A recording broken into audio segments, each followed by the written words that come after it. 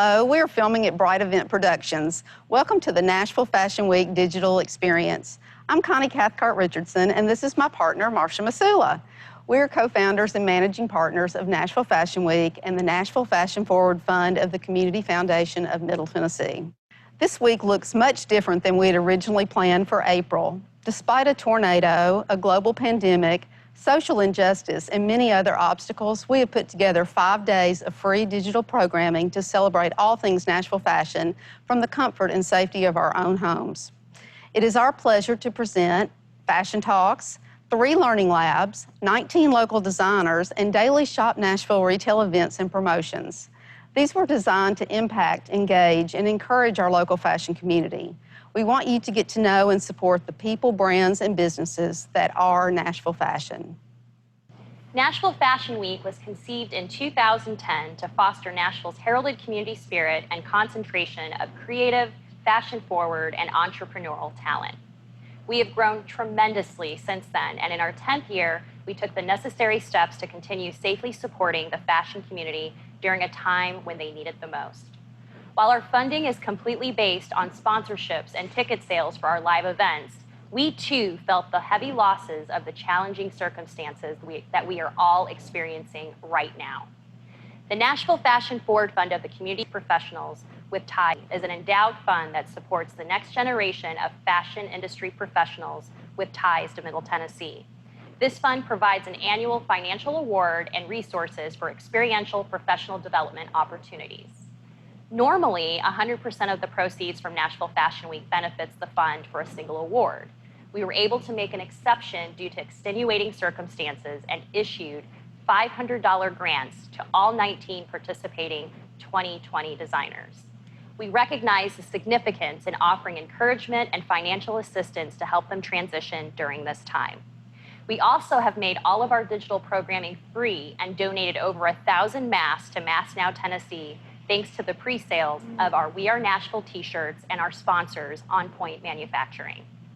We encourage you to continue to celebrate and support our fashion community this week and for the upcoming months of uncertainty.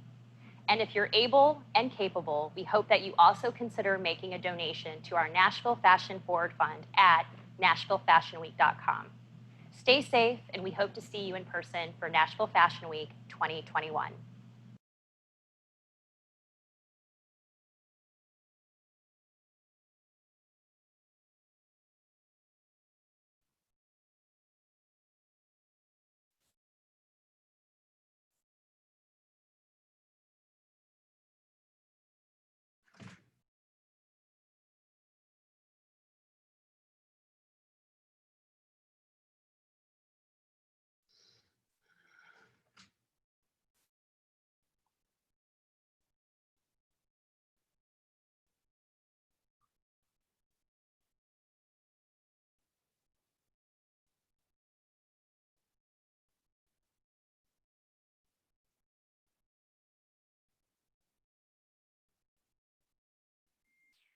Our first technical difficulty, I was on mute. Welcome to day 3 of Nashville Fashion Week. Now that I'm not on mute, I want to thank you for attending and also warn you there might be some more technical difficulties moving forward. We might have some sounds of dogs in the background, some interruptions. So thankful for you all for attending and being patient with us as we do year 10 digitally. Before we dig into everything, I want to go ahead and thank our team at MTSU for producing all of our panels and everything that we're doing digital this week. Their contributions are so meaningful so that we can continue to do our programming. Also, for everyone who has registered, thank you for doing that. And please be reminded that you have an opportunity to win 2 all-access passes to Nashville Fashion Week 2021 each time that you register and each time you attend. So we're looking forward to getting those away so that we can see you in person. Also, as far as our programming, we have it all figured out as far as getting this squeezed in an hour, so we know that your time is valuable. We will have about 40 minutes of programming, and then we will have about 10 minutes at the end for Q&A. We did receive some questions ahead of time, but please feel free to enter your questions either in the Q&A box at the bottom or in the chat. We look forward to hearing from you and would like to squeeze in as many questions as possible. Also, I want to again say thank you to the entire On Point team. David Prentice, who is the Senior VP of Sales, will be joining me here in a second. But thanks to them and their support, along with all of you who purchased t-shirts, the We Are Nashville t-shirts, we have already donated 1,000 masks to Masks Now Tennessee, and we are actually going to create more masks through some local designers and partners. So we'll update you on our totals and all the impact that we're making to support COVID-19 in our community. Without further ado, I know he's raging to get on here because there's so much to talk about, especially with sustainability, manufacturing, and the future of the fashion industry. Let me say a few words about our friend and supporter, David Prentice at On Point Manufacturing. If you attended our Sustainable Summit virtually or in person last year, you probably met David and remember his wonderful information about the future of fashion and what they're doing with sustainability. And I know Connie as well, we were just blown away by the innovation and the impact that they're making. Basically what they're doing is they're innovating and really revolutionizing on-demand manufacturing, which is a completely different model that is not only great for independent designers and brands, but great for our planet. David can tell you a little bit more about that himself, so I'll let him go ahead and do that. David, welcome. Awesome, and I am unmuted, and thank you so much for the intro and the brief infomercial there. First, I just want to thank y'all for putting this on and continue to push forward in the wake of all of the things that have been going on. We're grateful to be part of it again. Excited to be plugged in today with this panel. And my hat's off to both Connie and Marcia for 10 years of herding cats and putting this program together year in, year out, no matter what the hurdle. And even this year, it's back. So I cannot wait to see the 11th year and the in-person celebration that we'll be able to do. On Point Manufacturing, we're headquartered right here in Nashville, Tennessee. Our manufacturing plant's a couple hours south of here. We are revolutionizing this industry. It's all about sustainability with us. We have no minimums and fast turnaround. We really push the model of sell one, make one, ship one, and repeat as often as you can. We want to get you out of the warehouse business, the shipping business, and the inventory business, and let you bring multiple products to market with minimal cost. That's really what it's all about. And keeping dump trucks from running to the landfill with clothes that just didn't sell. So give us a shout. All of our contacts scattered around everywhere, and we'd love to talk to you. So on to today. We have got two wonderful authors and industry insiders with us today. And folks, we are literally coast to coast. Casey Kasem said that, and I always wanted to repeat it as well. So we've got one in New York and one in California, and we're in Nashville. So literally we got this whole thing covered. And I'm going to promise you, we're going to have the most fun that we've had since COVID shut down the honky tonks on Lower Broadway. So let me start this with an intro. Mary Geller is with us today from New York. Mary's the author of The Fashion Designer Survival Guide. It's a best-selling book. It walks designers through the diverse challenges of establishing and growing their own brands. She served for 10 years as fashion director of Gen Art, introduced hundreds of emerging designers to this industry, as well as into the press introductions. She's consulted in development and casting for the first 4 seasons. Listen to this, you ready? The first 4 seasons of Project Runway, and serves as an adjunct professor at the Parsons New School for Design. I want to thank her for finding the time somehow to join us today with all of that. She has literally just completed the 3rd edition of her amazing book, The Fashion Designer Survival Guide. And by literally just completed, I mean, it's not even at the press yet. I can't say hot off the press because that's going to happen in January, but she just finished everything this past week. So we are super happy to have her here. You can look for the book in January on Amazon and your local bookstore. So Mary, thank you so much for joining us. Just a couple of thoughts real quick before we get into Daniela's introduction. Hit that unmute button. Okay, I'm here. Thank you so much. Thank you for the introduction. Thank you all of Nashville Fashion Week. I wish I was in Nashville, but I have to say, like, being coast to coast, I know there's a lot of people tuning in from all over the country, so this is fantastic. And yes, I did just finish the most recent edition of the Fashion Designer Survival Guide. And it was already a huge rewrite just because the industry has changed so much in the past few years. And then I never imagined having to actually write it during a global pandemic. But ultimately, I feel like the pandemic was really more of an accelerator. Like the change that was already happening, the things that we needed to address have just become more prominent. And I feel like that's technology, like the way we work and communicate and the way we produce. Sustainability, I mean, we are very much under the gun to find immediate solutions to fashion's impact on the environment. And obviously selling more online and direct to consumer, that's only happening more now. And then lastly, just the fact there's too much fashion product and there's so much out there and too much of it looks the same. And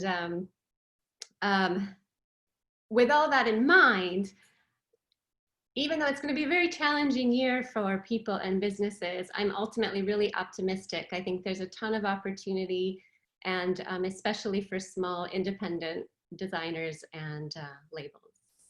Love it. Love opportunity. Love the word and for those labels and brands. Next, from the West Coast, live from the West Coast, I want to introduce Daniela Platt.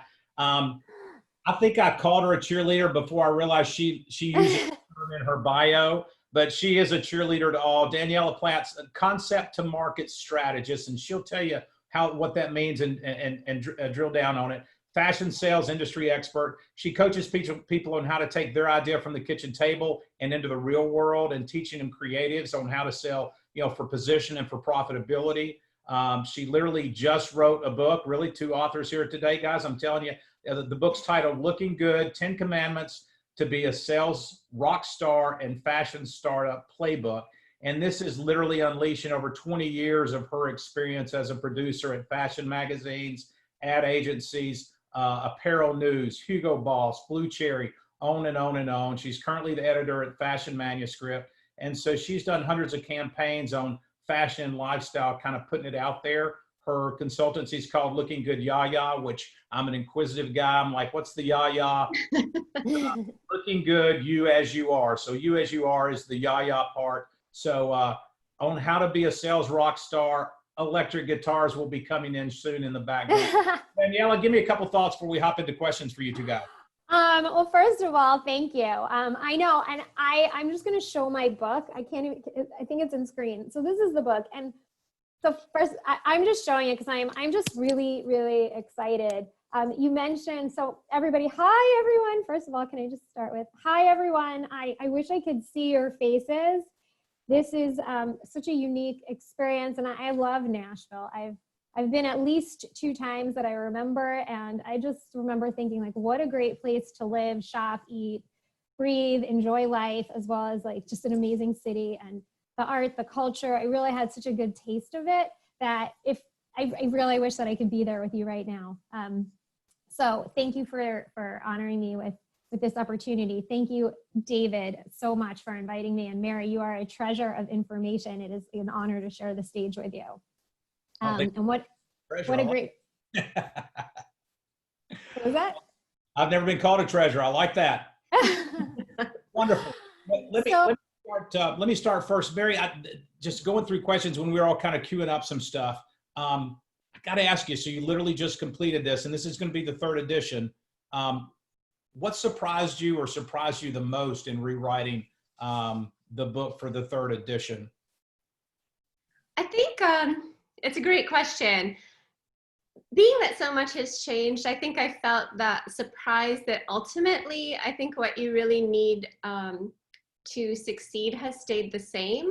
And I think for a small brand or independent label, that ability to do what small brands do best, which is to be really focused on your vision and what you want to do, and your vision of your idea of success and the value you want to offer, the problem you want to solve. So being really, really focused, and also being special. As I mentioned, and you mentioned the dump trucks full of clothes. I mean, there's too much out there that all looks the same. And I think it's the creativity and the innovation happens in those small ateliers, those great ideas that come from entrepreneurs and designers who are really trying to solve a problem and make something special. So it's being focused, doing something special, and then being customer obsessed. I think that's still even more so the key of really honing in on who you serve and the value you provide, and really creating a relationship. There's so much opportunity now to really have a true relationship with your customer and build trust. And so while so much seems to have changed, ultimately those key components have stayed the same. I'm muted. That's fantastic. All right, Daniela, quick question for you here. Quick is just figurative term. So this industry, and it's all about a rock star, and that's what your book's about. But I mean, we're a visual community. We're full of emotions. We show up to events. We're huggers. I'm a hugger. I mean, I saw you. I'm like, hey, Danielle, coming in for a hug. It's different now. I mean, how do you be a rock star in this era? And how do you take that idea to the world from your living room where you're probably sitting right now and half of us in gym shorts or sweatpants? Right. The joke is like, when was the last time anybody put on a pair of shoes? Everybody's been wearing like shirts and pants, but most people are in their flip-flops. Sure. So thank you for that question. So I consider myself to be, first and foremost, like, take your concept to market, the business development girl. But along the way, people were saying to me, how did you get that appointment? How do I open up doors for success? So I wrote the 10 commandments to be a sales rock star. And it's so much about showing up, giving that hug, loving on somebody. And then the last 5 months has been like, wait, stay away, go around the block. So how do we kind of, there's 3 behavioral changes that have really come across in the last 4 months. When we've had social distancing, we have remote working. 65 million people are now working from their homes, and like all things are digital. So how do we hug and feel and touch and be together when we're so apart? So I wrote down about 40 different suggestions. And so I'm not going to give you 40 right now, but I have like 3 suggestions that I really feel like, designers are what I saw is designers were sort of like, they held their product to their hearts and they didn't necessarily know how to go out and sell it. So I want to encourage designers, go out and sell, and you're solving a pain with your work. So I want to encourage you to go out and sell. And I'm happy to share with you all the tools, but here just to kind of give you one tool, and it's from the 10 Commandments. So I call it the Art of Unselling. Normally we would be at Nashville Fashion Week and we'd be having a drink, and it would be so easy to open up and share with somebody.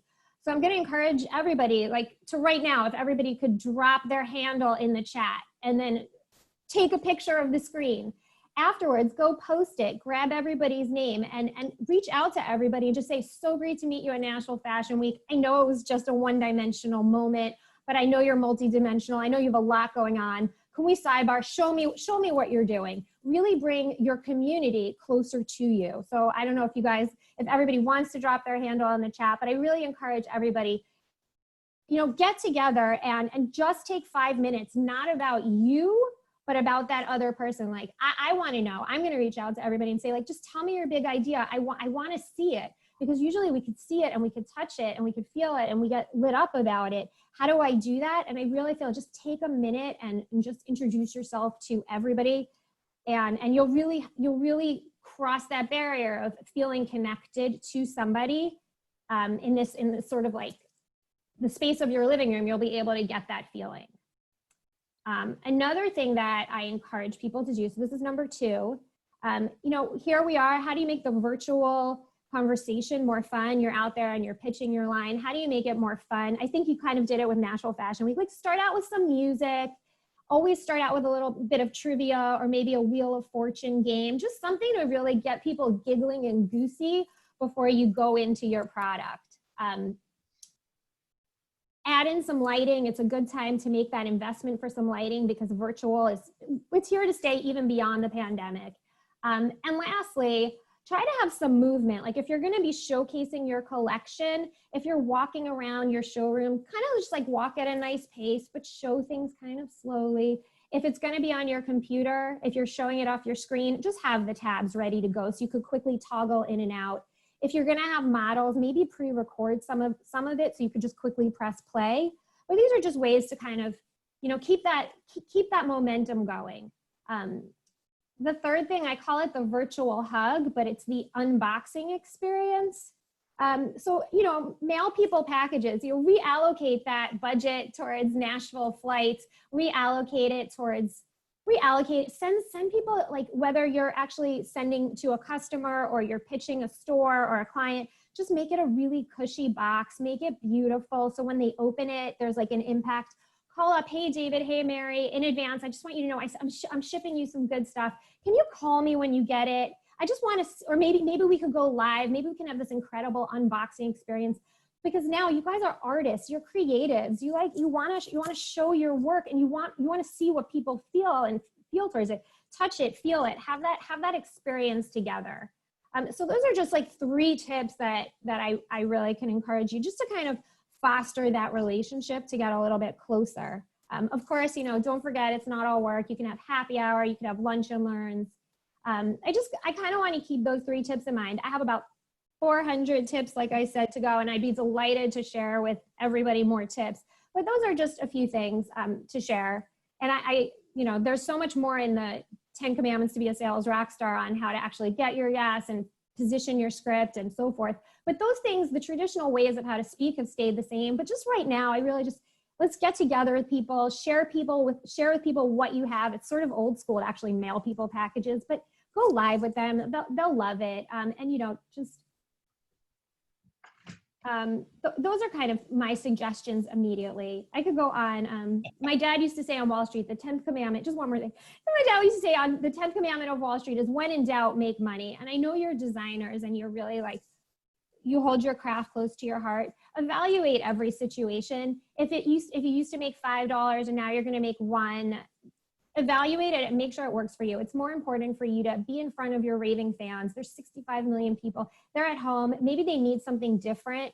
Just evaluate every opportunity that comes your way, and don't be afraid to go for things. Ask a lot of questions. Ask people, what is it that they need right now? And just serve your raving fans with what they need. You know, that's the 10th commandment from my dad. You know, when in doubt, make money, but really serve your clients with what they need, juicy goodness. I love it. I love it. I love it. And y'all, I can guarantee you she's about to explode with those other 397 in her belly. Those words are ready to come out. So stay tuned. There's going to be more here. Let me hop over to Mary real quick. There's so much direct to consumer now. I mean, you've watched that change from, you know, since you started the first book. Advice or tips on designers in terms of, you know, the new emphasis on this direct to consumer model and market that we're seeing? That's a great question. I mean, it's in many ways going direct to consumer and selling online has been you know, such a lifesaver and a blessing for so many people, especially now. But then there's so much more clutter.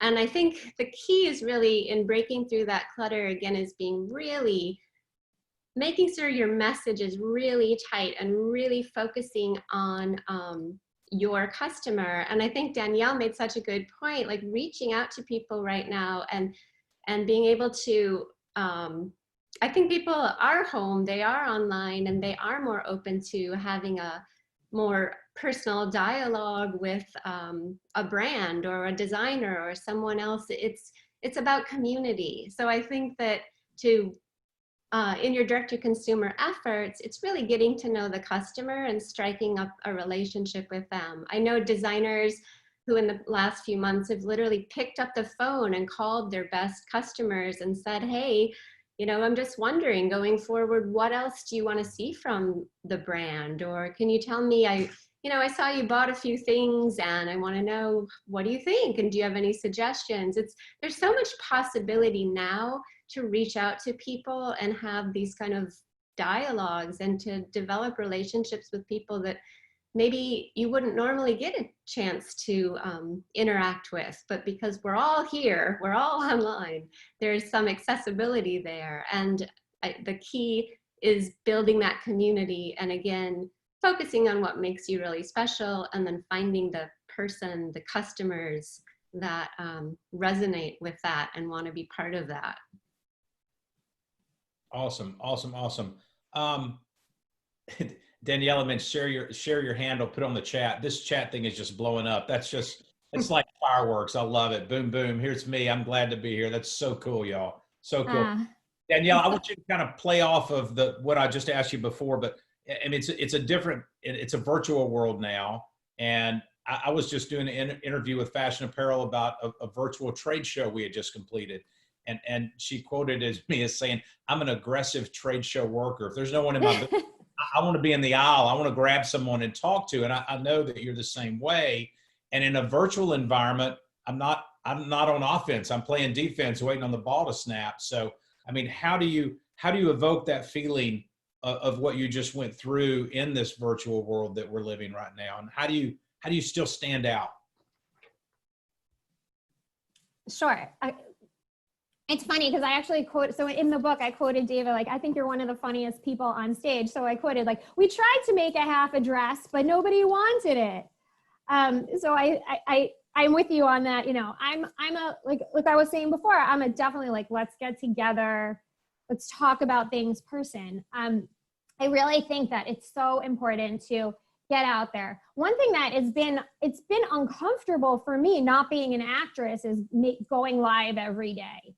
But I force myself to do it. And I think what happens by just the nature of forcing myself to go live every day, it forced me to get some thoughts together. It forces an action plan. It forces we're all out of our comfort zone, and people want to see you. People want to experience you. They want to see your craft. They want to know you're there for them. So people want to see you. So my advice to everybody is challenge yourself. I took a 5-day challenge and it turned into 3 weeks. Challenge yourself every day, go live and showcase either something that you're working on. I don't remember which artist it was from Nashville, but I loved one woman was showcasing how she did her whole sustainability in the backyard, how she was dyeing, and it was such an incredible thing to watch. So I really think that every day, if you could showcase one piece that you're doing along your journey, your raving fans, they love it. And right now it happens to be that anything goes. You know, if you're creating something with your children, if you're cooking, you could really weave your entire life story into your message as you go live and showcase your abilities online every day. But definitely stay present and stay out there and keep your visibility known. Awesome. Thank you so much. Mary, you had mentioned that you're very optimistic for independent brands and designers now. Can you elaborate a little bit more on that? I mean, now versus when did the first edition of the book release? There was one in 2005, one in 2008, and now this one coming out. So it's been a while. Yeah. And I mean, so what's the optimism for an independent brand or designer now versus maybe 15 years ago? It's a great question. And part of why I hadn't really updated the book. I mean, there was a few years where, you know, fast fashion was taking off in a big way. And, you know, it's really difficult for a small brand to compete on price. I mean, it's really hard to compete on speed and reach. But what I think is great is right now I really feel that customers, you know, everybody has a lot of clothes. And especially now after COVID, I think people are being much more conscious about what they buy and where they're going to spend their money. And so, you know, they want something special. And so for designers who have a point of view, designers solve problems. That's kind of the definition of a designer. And so for designers to be able to really innovate and create and offer something that is really special, and they take the time to test it, and they take the time to reach out to customers and have dialogues and have those relationships. I think that's where the opportunity lies. There's enough product, but people are bored of what is out there. It's a lot of data-driven product that all looks the same. So I think going forward, customers are looking for meaning. They're looking for that connection to a maker or a community that understands them. And so that's what these small entrepreneurs and designers can really provide. And part of that, like with what Daniela was saying too, letting yourself be seen is a great way to build that community and build trust with the designer. I keep using the word trust because when I write the book, I send out a question to many, many designers who are working with their own brands. And I asked, like, what is the biggest thing that drives your sales? And I got so many answers. I got celebrity, I got Instagram, trade shows. But when I asked, what is the most important thing to your relationship with your customer, almost everyone said trust. That sense that I am going to give them that I understand them. I know what they need, or I know what they like, and I'm always going to provide that for them in a special way that makes the customer feel like you see me. You see me, you understand me. And I think there's so much opportunity now for that as people are being more thoughtful about what they buy. That's awesome. That's awesome. I want to go back to 2005. What can you answer that? If you had to pick one thing that has changed the most or just drastically since edition 1, when you're writing that book in 04 and maybe even 03, what have you seen that has just really changed in the fashion industry the most since then? This right here, what we're doing. There was no social media. I barely had email, I think, when I did the first edition. I mean, this is everything. And this is what's given, entrepreneurs, they can access people all over the world. You don't need the middleman of the magazine editor anymore. You don't need the middleman of the wholesale buyer. Like, no one's holding the keys. If you have something that is going to resonate with someone on the other side of the planet, you can get it to them and you can build that relationship. And there's enough people on the planet that really focusing on a niche, you can build a sizable business doing something really, really focused. And so that's changed all of our worlds. Awesome, awesome, awesome. Daniela, you do a lot of coaching, individual coaching, group coaching, and things where new brands and designers are coming to you. Mm-hmm. What's the top 1 or 2 things that they're asking? There's got to be some consistency. I mean, that a lot of them got to have that same question or 2 that they're asking and trying to seek guidance on. Oh, God. Mary, I want to comment on everything that you just said. Or we can do that. Well, the funny thing, so for me, I coach, tell me your idea, let's talk. What I do is so I've been in the business for about 20 years. And what I do is tell me your idea. Like you have a prototype of it from the kitchen sink, or you can be already an established designer. And I will share with you all the resources and the connections to really take it to market, because I specialize in sales and giving people exposure. But people right now just want to be, the whole notion of how do I get seen really comes up quite a bit. And when I do these calls, I'm always so surprised at people I would normally see at the Magic trade show, or people are just really popping out because people really want to connect and not just have information pushed at them. I think people want to be part of the movement. People want to be part of connecting. People want to be, every time the talk ends, people are kind of like, it was so fun. And then the screen goes dark and you feel sort of disconnected afterwards. But this is what I'm hearing from the people that I've been talking to. I mean, it's definitely a buy now, wear now mood that's happening. Like, I'm at home and there's with 65 million other people, and I usually would be wearing corporate casual clothing. This is what they're telling me, but I'm just going to go ahead and order some basics because that's what I need right now. And this isn't forever, but this is right now. So my advice to these designers is keep that in mind. Your ravings fans, your body remains your museum, and your clothing, I think of clothing, and Mary, probably you too. My mom would have delivered me in Bloomingdale's if she could have. Like, I was born I love it. And your body is your museum. It's your space to curate art. It's your way to give your story without words. And as a designer, I want you to stay with your craft and stay with your vision, because that is, those people love you, and they love you for that talent. I love you for that talent. I want to see it. To me, it's a work of art. But just, how do you translate that to the now when needs have really shifted? So maybe it is going a little bit more basic. Maybe just how do you change that to the now? And that's sort of what I've been working with people on. Great, I love it. I love your jacket and your dress, but how do you change it for now? How are you can do a runway show from your house. Are you going to be having models? Are you going to have flat lays? Like what can you do right now to, are your models able to do their makeup? Are we going to see more of like that whole concept of like, oh, it's just Photoshop? Like maybe I tell clients, like, let it go. Like maybe this is the moment where we all just truly are being our true selves and letting our real self be seen for the first time with so many years of being so Photoshopped.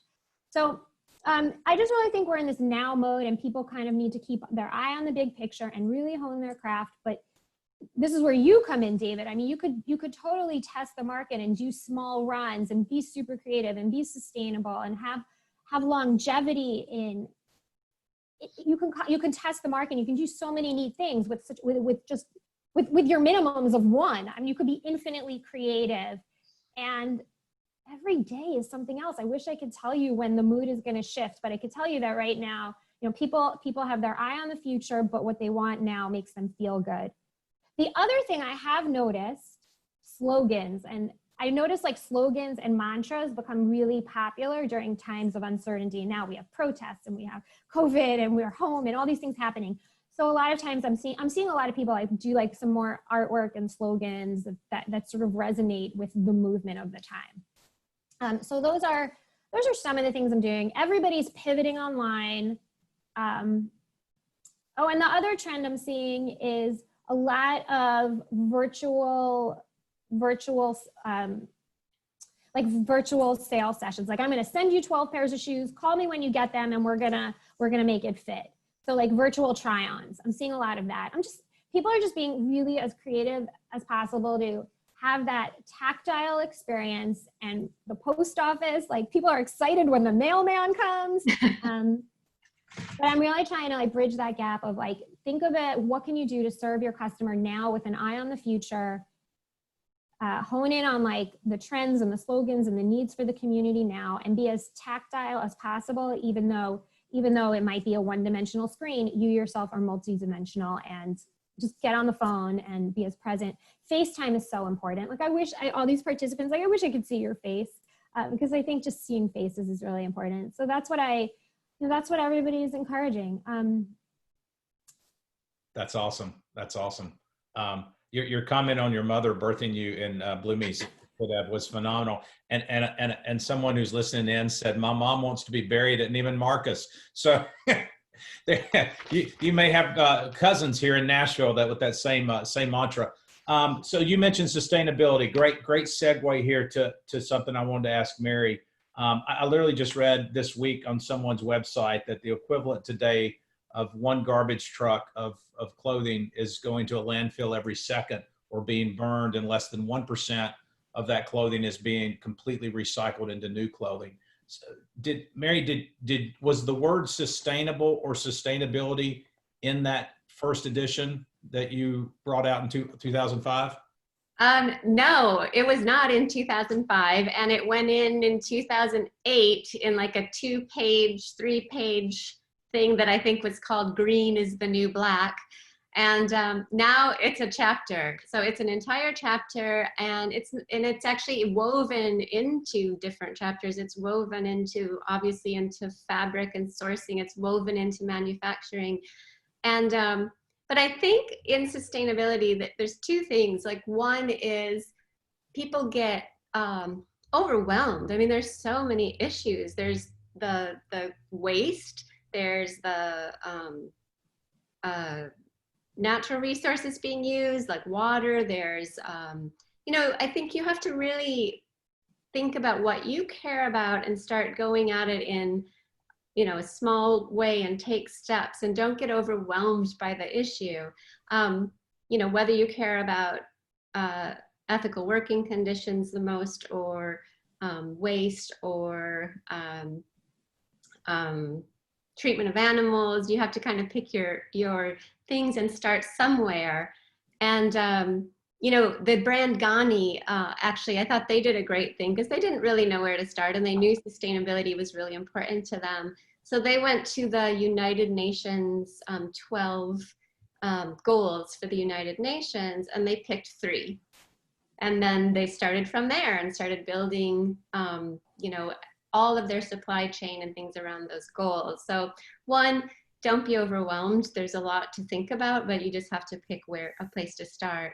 And then 2, it is a lot about, again, like what you guys are doing at On Demand. I read this week, there was an interview with designer Christopher Rayburn, and he said, just the idea of making tons of product, sending it to stores all over the world, and hoping that the person who's gonna like it is gonna walk in and you'll have it in their size and their color.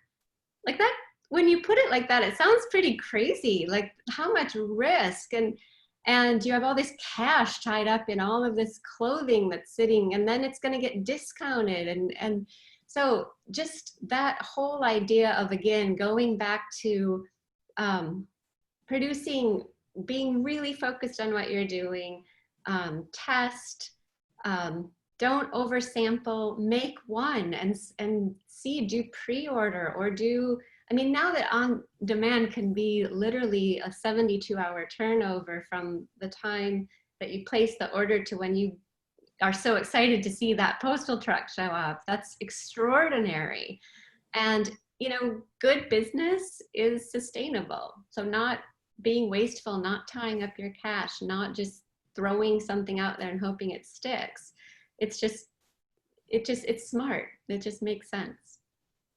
I agree wholeheartly, and I do think that it's more of a conversation now. That's interesting. In 08, it hit edition number 2, and as the book continues to evolve, it probably went from maybe a paragraph back then to, I'm assuming, a chapter today on sustainability and what it can be. And Danielle, is that something that you see when you're doing the seminars and things that people are? I mean, is that the buzz as well? Absolutely. I mean, some people are more attuned to it than not. The one I also give a consumer talk on how to dress like a VIP, and the one thing that I tell, like one thing that I love to tell everybody is, you know, get to know who you're buying, because that's sustainability is knowing, we were talking about this earlier, it's knowing who you're wearing, the person behind it, because then you're going to fall in love with that one item, and you really don't need a lot of pieces. You just need those, like, it doesn't make you dance, you know, like I love, like, people wanted to raise their hand, like clothing gives you a certain level of, like, it makes you want to do something, right? Like if you're wearing a great dress, you want to go dancing, right? Or if you're like, you got a new great pair of yoga clothing, don't you get a great workout? So I encourage people to take the time and learn what makes their clothing special, and then you have less, but you're really passionate about it. So that I talk about a lot. The other thing I did, I just recently interviewed a swimwear designer, and she's like, when I couldn't find the fabrics I wanted, everybody thought I was crazy, but I made my own. And then she's a full sustainable swimwear designer to present day, and she's been in business for almost 20 years.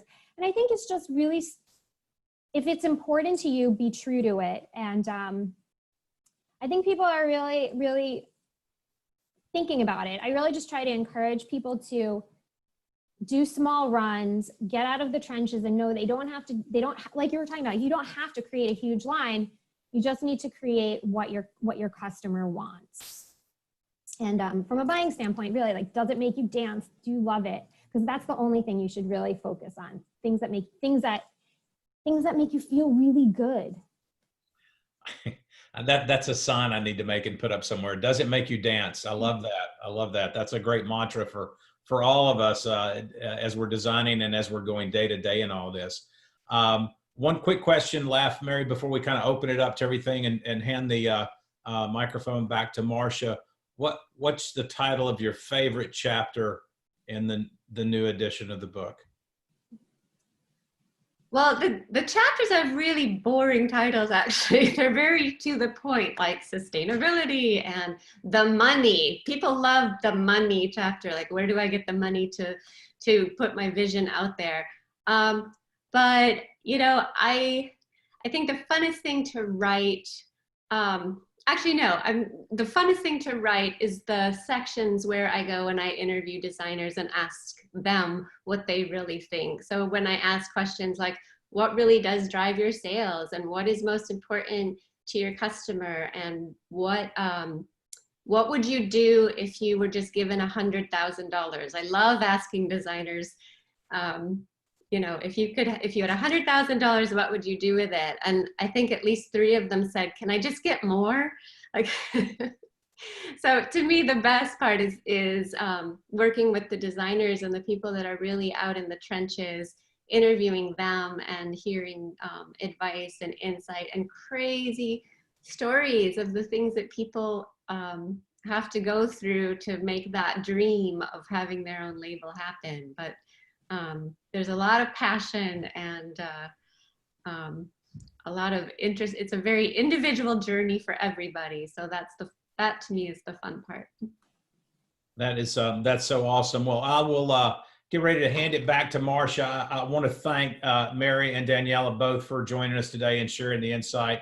You can get Daniela's book on Amazon right now, the Looking Good 10 Commandments to be a Sales Rockstar, and Mary's will be available in bookstores on Amazon, The Fashion Designer Survival Guide, Volume Edition 3 coming up with massive chapters on sustainability this time. So Marcia, back to you at the studio. David, don't grab your bourbon yet. We still have about 10, 15 minutes left because we've had some really fantastic questions come in. And again, thank you for everyone who's registered. We have nearly 170 of you that registered to attend today. So it's great to see that there's such an interest in sustainability and the future of fashion. Kind of touching on what a couple of you talked about consumer behaviors and kind of the current state we're in and the future. This was an interesting question of, do you think renting may be the future of sustainable fashion? Renting? Yeah, like Rent the Runway or some of these other options where consumers are looking to rent, you know, and then rent and return. Yeah, it's actually renting has become such an important part that there's actually a lot of designers who are creating those programs now themselves. And for them, it's a really great way to test product and let people try something on and get to know the brand. And most often, like what's ideal is if you rent, if someone rents from you, then you give opportunities such as, well, if you just pay, you can keep it. Or if you want to do a subscription where you're paying and renting multiple garments for a month or over a year, and then giving an incentive for someone who rents to actually buy when new product comes out. Designers are always looking for new revenue streams and new ways to bring in cash and support the business. So I think that the more designers are going to need to incorporate that. Okay. David, this one is actually, and I feel the same way. I think that it's going to be a mix and we're going to see that accelerate very quickly for sure. David, this one is came in a long time ago, actually. I think we didn't talk enough about what sustainability strategies OPM is actually using. And this came from a new Parisha. I hope I pronounced that correctly. Can you share a little bit more about the sustainability strategies that you're using? Absolutely, love to. Can't talk enough about it. So, you know, first of all, in our opinion, I don't think there's anything more sustainable than selling a garment through your brick and mortar, your website, the county fair, wherever, and collecting the money for the garment and then having the garment manufactured. And that's what our model does. It's not, hey, make 500 of these and then hope you sell 500 of these. It's sell it and then let's talk about making it. You know, internally we recycle everything. We build our own markers. A common question from designers is, hey, can I have the leftover scraps? Can you make a scrunchie out of that? Or can you build scarves out of our leftover scraps are like, I mean, they're shoestring, it's skeletal. And that's why we want to build our markers, so we can nest everything as tight as possible when we're cutting through everything. So it's all about the economy of scale with us when we're cutting one is to try to keep the waste and limitation down to absolutely minimal on there. And then we do recycle the fabrics as well that are in there. You know, by making one, we don't need 5,000 yards of material or 1,000 yards or 50 yards. It's 2 yards to make a dress. So there's some great dead stock out there. Tara St. James in New York, she's kind of the queen of dead stock, where you can go get 40 yards or 20 yards or 30 yards, and you bring this new romper out to market. And we've got this navy blue romper. We've got enough fabric to make maybe 60 of these pieces in this wonderful material we just discovered in a warehouse in New York. And what happens is we see a push in orders. We have a full-time photographer and videographer on staff, so we supply all those images with our clients for free, and they can push this out on social media. It goes back to the direct to consumer, as Mary and I were talking earlier. So what happens when we send that image for fodder out there, you see that blue romper take off the sales because they're pushing on social media, and they're using fabric that historically would have wound up in a landfill. So there's a lot of ways we can implement sustainability and what our model's about. Absolutely. And TK Trask has a really great question as well. You know, you mentioned that this will be the time for independent and small designers to shine. Do you feel one of a kind is here and now? And then the second part is, should indie designers find a niche to design for versus designing for the masses? What do you all think? Well, I 100% think that you need to find a niche because, again, it's very difficult to compete with fast fashion. It's very difficult to compete with, you know, the huge companies that have so many resources in production. They own their supply chain.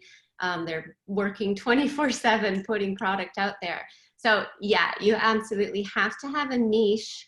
But that's you know, there's many ways to define that, and it can be defined by your customer. It can be defined by your product and your creative vision, your story, an experience, something that you need, a need you want to fill.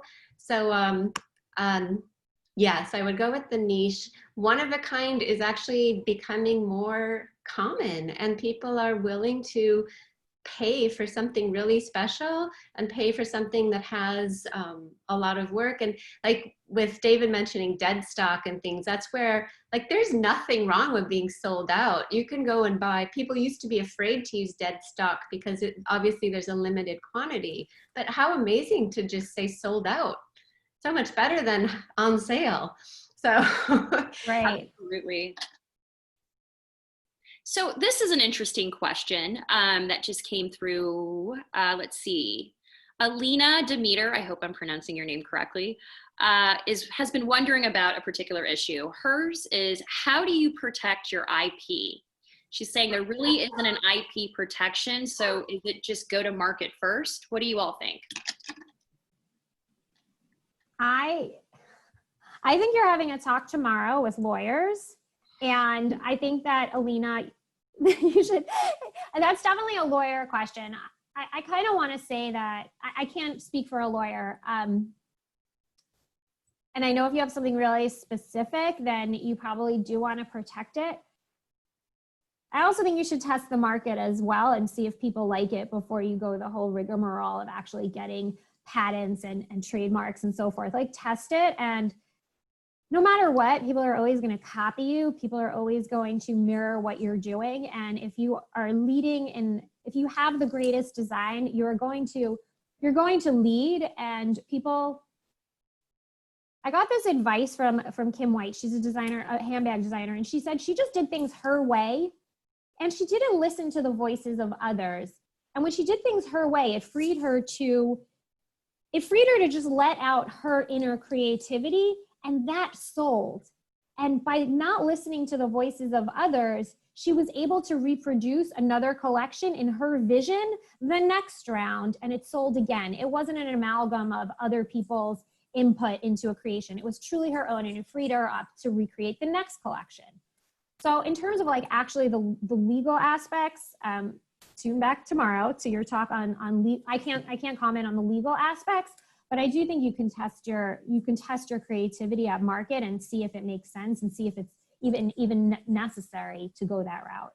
And can I add to that also? I mean, that's so true. The testing and using your creativity to make something special. There's a chapter in the book on copyright, on the new book on copyright and IP protection, and I handed the entire chapter over to an attorney to write because it is very complicated and there's not a lot of protection for fashion design. But I think that is where two things. One, you build a brand not just with your design, but with your story and with what makes you special and the way that you relate to your customer. And so if you've really done that, then you're gonna own something that someone can't just knock off. They can knock off a look, but they can't knock off that mission and that relationship. The other thing is the great Diana Vreeland, godmother of all fashion, she always said, if you're a creative person, you will always have ideas and you have to let them go for the other ones to be able to come out. So unfortunately, it's a part of the business, and there's not a lot you can do to protect yourself. Just keep creating. For sure. I'd love to hear all three of you. I think we're gonna have to wrap up after this question. What significant role has technology played in your business? I'll tell you real quick, for us, it's allowed us to do what we do. I get told daily, weekly, you can't make a business off of making one product. And we did it 20 years ago in the book business. We're doing it now in the fashion industry. The plant that we have now versus plant number 2 that will be built in the US, we've gone from conveyor to automated robots and shelving that moves instead of people that move. So it's like Star Wars just ate On Point in Florence and it's gonna spit it up in Detroit or Phoenix. So huge technology push for what we're able to do now. Yeah, I can go next if you want. I mean, obviously, again, it's the access. It's the being able to connect to your customer, being able to find anyone, being able to control your own narrative, being able to deliver immediately, being able to have a better margin if you're than sharing it with the wholesaler. So yeah, the technology is really given, it's that access. I think that the fashion industry overall, we're fashion people. We're not everybody really gets technology. So what I see is just incredible. Some people have really easy platforms that they use. Some are really complicated. It depends also like generationally where you are, but it definitely allows you to just communicate quicker. The nice thing is you can be really organized. It depends upon your data. If you have quizzes that find out if your customer likes socks, pants, shirts, or hair pieces, you can put out a quick quiz, and if you're set up correctly, your data science can serve them the right ad the next day, and it can convert purchases on a faster level. So just from the ability to knowing what your customer wants and being able to serve them correctly, definitely technology has a huge impact on the fashion industry. From a just individual basis, it's just here we are on Zoom. So it's just an incredible way to keep connected, keep your tools, keep up to date with things that are happening. One of the things that's happening now is everything's digital. I mean, we're not going to have lookbooks anymore, even though I think they're beautiful and we might still have printed lookbooks. We're not going to catalogs.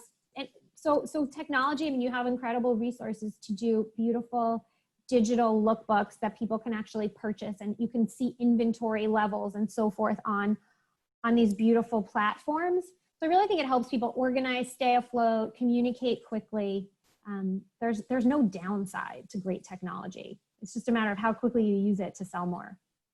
Well, Danielle, I tell you what, I'm glad that you, David, and Mary were not replaced by robots, and that we actually got the real deal on Zoom today. So thank you so much for offering all your insight, taking the time, and thanks to technology, we were all able to call in from all over the country. So, let's be a big fan of technology moving forward with fashion, even though I think a lot of people don't necessarily connect both of them. It's very much part of the anchor of the industry now and as we know it. For everyone else, again, thank you so much for attending. Be sure to check out our featured designers, Shop Nashville. We have a schedule of all of that at NashvilleFashionWeek.com. And I know we kind of tiptoed a little bit into fashion law today. So if you have an interest there, and I would challenge you, even if you don't think it applies to you, you might be surprised. If you want to check out our free panel tomorrow, just register at NashvilleFashionWeek.com. You'll get another entry to win 2 all access passes, and hopefully get some more questions answered. Again, thank you to all of our panelists, our moderator and sponsor, David Prentice of On Point, and we will see you soon. Thanks so much, guys.